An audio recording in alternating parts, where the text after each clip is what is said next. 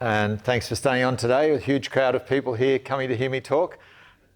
You're in for an interesting ride if you're interested in food safety in the food industry, and particularly focused here on the Central Coast. So thanks for inviting me along. Today I will be talking about some fairly surprising and perhaps shocking elements of the food industry. And those of you that work in the food industry will know that a lot of the time you're focused on issues around negative aspects of the food industry, customers who are complaining about bad food, off food, dealing with recalls, changes in laws, the labelling regulations, NIPs, nutritional information panels, issues around food allergens, foreign matter in food, how did that get there, contamination and complaints. And these are areas where my business and the work that I do is going to help you to move ahead in a more relaxed and comfortable fashion around all of these issues in the food industry. So Australian Food Microbiology and our FOODCHECK program are here to support the food industry on the Central Coast. What you may not know is that in Australia we look at ourselves as being a first world country, but the government stats tell us that every day in Australia 11,500 Australians come down with food poisoning because of bad food. Yesterday 11,500 Australians got sick. Today 11,500 Australians get sick. Tomorrow, 11,500 Australians get sick. And more worrying is that every fortnight, out of those people who are getting sick, 3 people are going to die.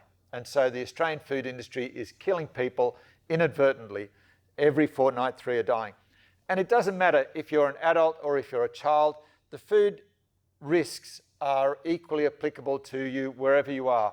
We're conscious that we have to worry about the very old, the very young, and the immunocompromised, but none of us are exempt from the hazards that are posed through the food industry. Not only do you get sick, potentially die, but it can give you, it's a miserable time. If you've had food poisoning, then you will know well that it's an unpleasant time. It's something you don't forget. And the food gets into your body, and your body knows that there's something wrong with this food. And depending on how far it goes into your system, you may experience vomiting, you may experience diarrhea, or in fact, you may get an invasion into your bloodstream and you start getting fever and illness. And these are all very serious and unpleasant experiences for you that you'll remember for a long time, and your customers have the same experience. So this sort of data really focuses us on food safety in the food industry. And of course, we are consumers as well. We don't just rely and worry about the food that we supply to the food industry, but we're consumers of food. And so we're trusting that the food that we ate is going to be safe for us to eat. Today, I'm speaking just after lunch. And so I'm sure those of you who had lunch are perhaps thinking at the moment, was this meal going to be my last? And we don't want to be worried about that. We want to enjoy the food. We want to enjoy the sensation of eating food in a wonderful environment, and we want it to be a pleasant experience. The consumer has a different perspective. They're not always going to be telling their friends about, hey, this was a fantastic cup of coffee I had today. This was a great cup of coffee. I had a great cup of coffee yesterday. They're more interested in telling their friends about, I found foreign matter in my food. And their friends are interested in that negative aspect. But we want to focus on getting all of the risks down and negligible, and making sure that they do focus on the positives of the food industry. We have the Australian government's, the 3 levels of government that are regulating the industry. And so the food industry, we have to be conscious all the time that at the federal level, we have the Food Standards Code, and that covers all food industries across Australia and New Zealand. Mostly they're focused on import and export, but then the Food Standard Code governs every business, from out of our school care, school canteens, cafes, restaurants, caterers, manufacturers, international hotels. They're all the businesses, every business is encompassed by the Food Standards Code. And Australian Food Microbiology helps to make sure that every business in every sector is compliant and aware of the risks that they are facing by not complying with the regulations. At the state level, and here we're in New South Wales, we have the New South Wales Food Authority that is ensuring that manufacturers predominantly are complying with the regulations.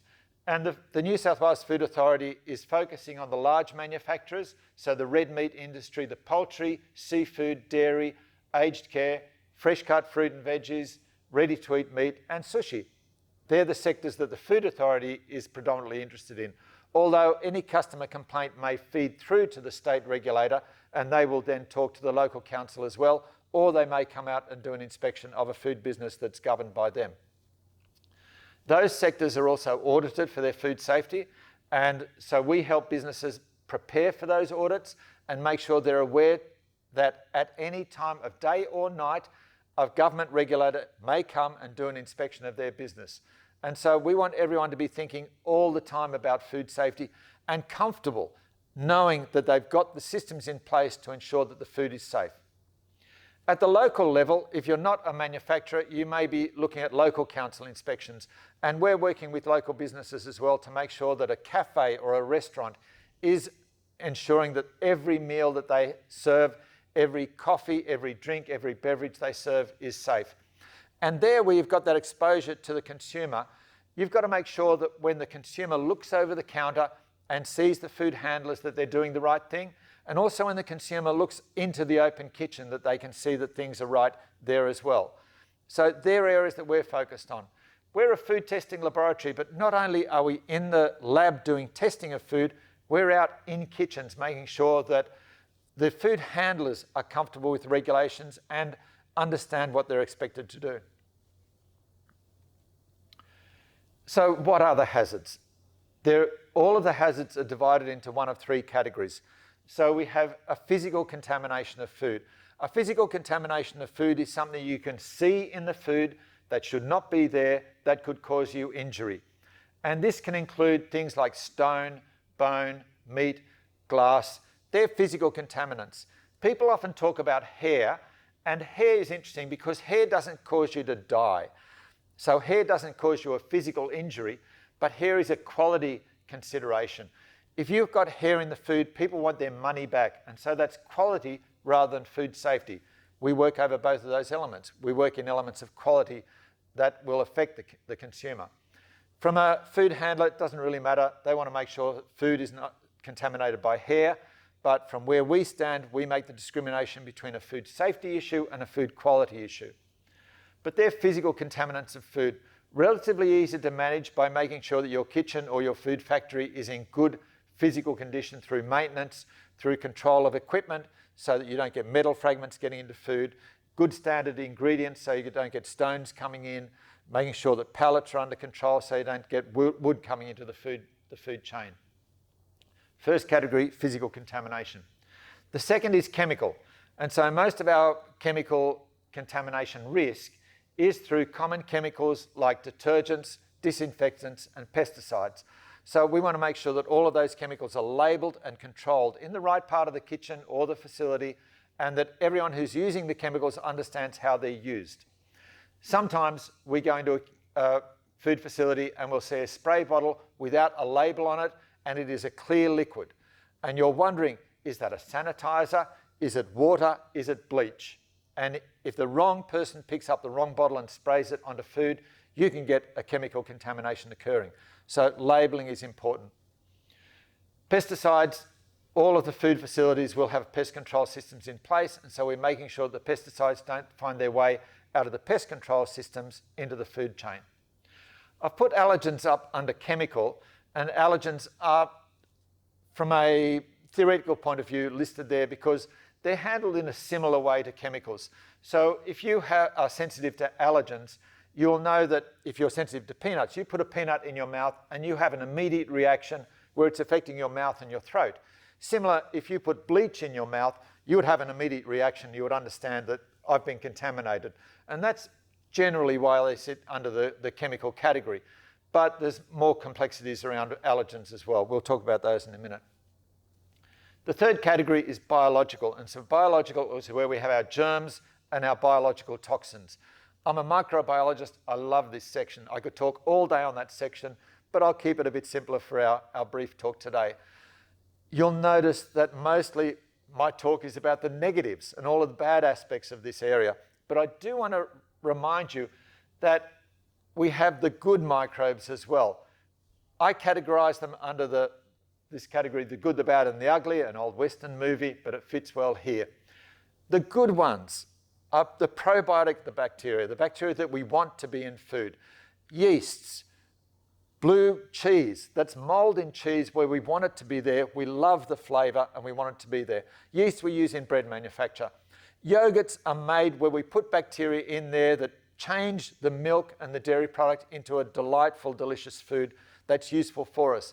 And a lot of our human health aspect now is around eating bacteria that we want to be in our gut that are giving us a positive microbiome and helping us to digest food, break food down and get the nutrients. So there's a lot of good side to microbiology as well.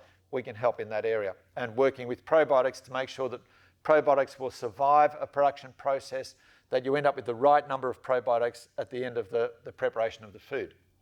The bad ones, they're the ones that catch most of the headlines. The pathogens, they cause illness, they kill people. So Salmonella, Campylobacter, these organisms are the serious pathogens. Then we have the spoilage ones, and the spoilage ones, earlier on I mentioned the distinction between quality and food safety. The pathogens are about food safety. The spoilage are about quality. If you consume milk that's gone off, you won't necessarily get a long-term illness, and you may vomit it out. You want your money back, and so that's a quality issue. So when we're talking about spoilage, we're talking about money predominantly, and we want to extend shelf life or get an appropriate shelf life so that the food will last a long time during the food chain. The common symptoms of food poisoning: vomiting and diarrhea, but also can be fever when it gets into your system.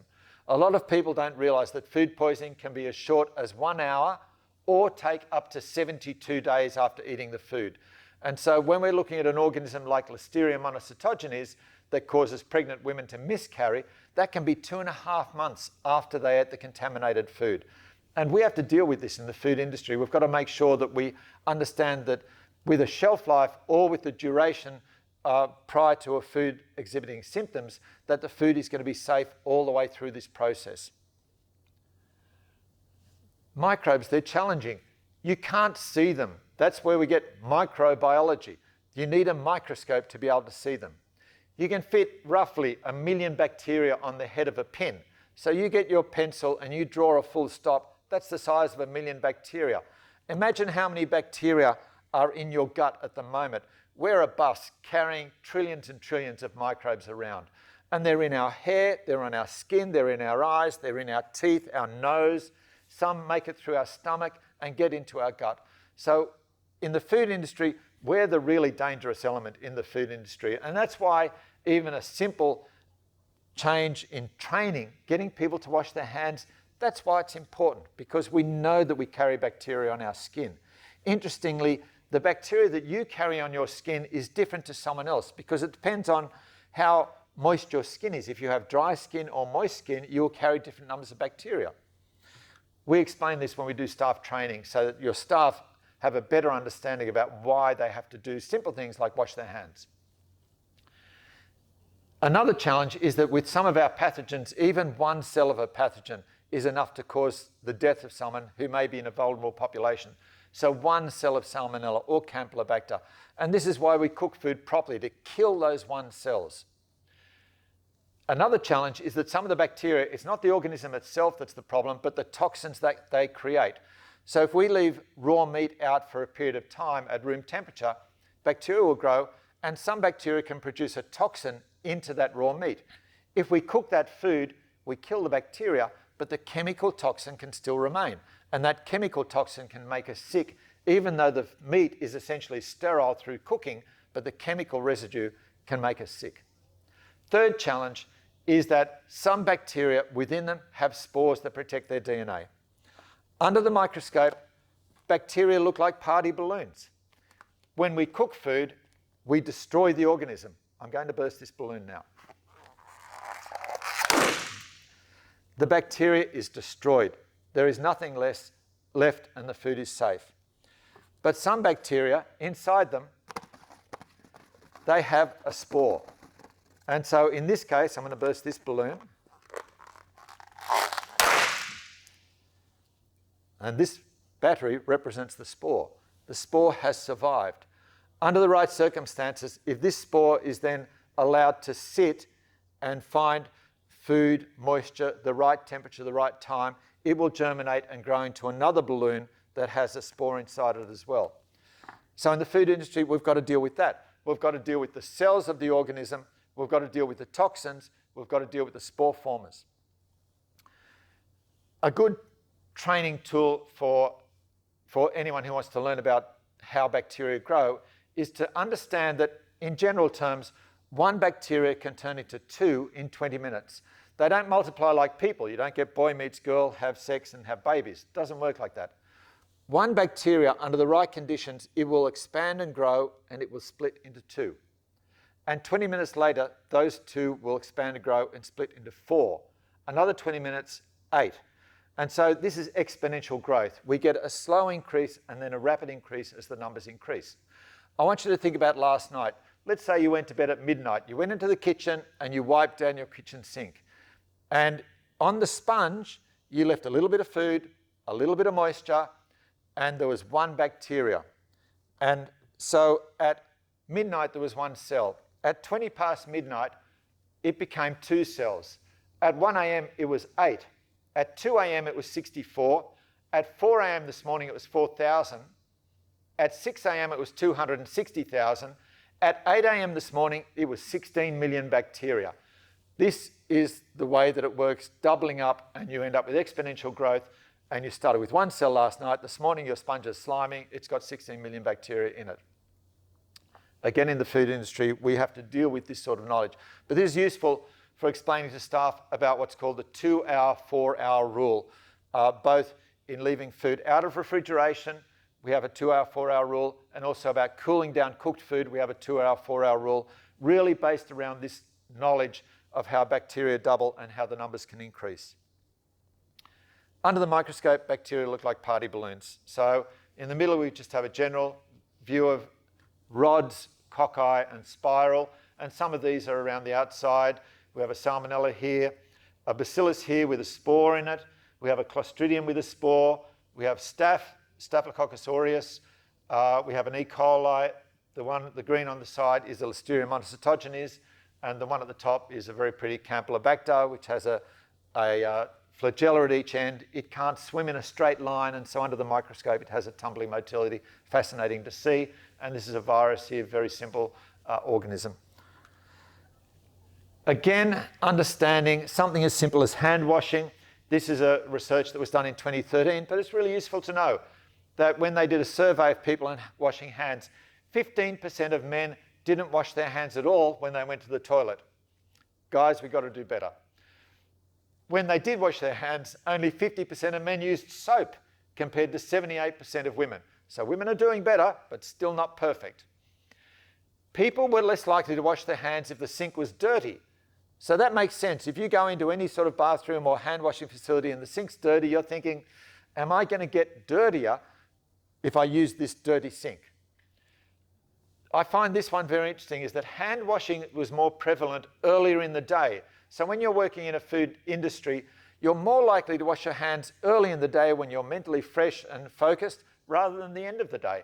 That's interesting to know, and informing people of this sort of information can help them perhaps change their behaviour so that they wash their hands throughout the day. And people were more likely to wash their hands if there's a sign encouraging them to do so. We also deal with food labelling. The labelling regulations are changing all the time. We've had regulations come in recently around allergens, new plain English allergen labelling, so we support people there. Any food has got to have information about storage conditions, correct use, the nutritional information panel, the ingredients list, allergens, and use by best before dates. All critical information that we support the industry by providing chemical analysis or theoretical analysis of food. Allergens have changed, the regulations have changed with plain English allergen labelling, and these are the sort of issues that we're covering in the whole allergen area. In Australia, we have a list of allergens this long. Different countries have different requirements around allergens, and we're aware of that and help inform our suppliers with issues around allergen labelling.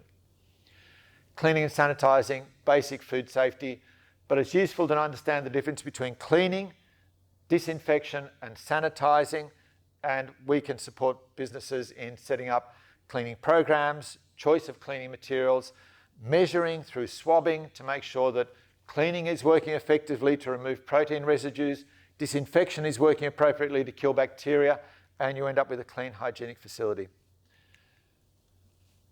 One of the areas where we get an idea about how successful or unsuccessful the food industry is in the area of recalls that are occurring. And if you go to Food Standards Australia, New Zealand, you can see the current level of recalls that are occurring. You can put your email address and you will get updates on recalls that are occurring all the time. Some of the interesting outbreaks that have occurred over the last few years. Fine food dining is not exempt from food safety. George Calombaris had norovirus in his restaurant. This followed on from a similar issue in the UK with the Fat Duck fine dining restaurant. Large number of people, 528 people affected by norovirus there. University of Queensland, Langham's, again, fine dining. Lots of recalls for undeclared allergens where labels are incorrect. And even hospitals, their kitchens can end up with contaminations. And even modern foods like kimchi, where people expect that they're going to have something new and trendy, but food safety and the microbes don't care if it's trendy. There's still an opportunity for food poisoning to occur. That's all for the moment. If you're here this afternoon, come and see us at our stand, but certainly contact us if you need any support in food safety going forward. Thank you.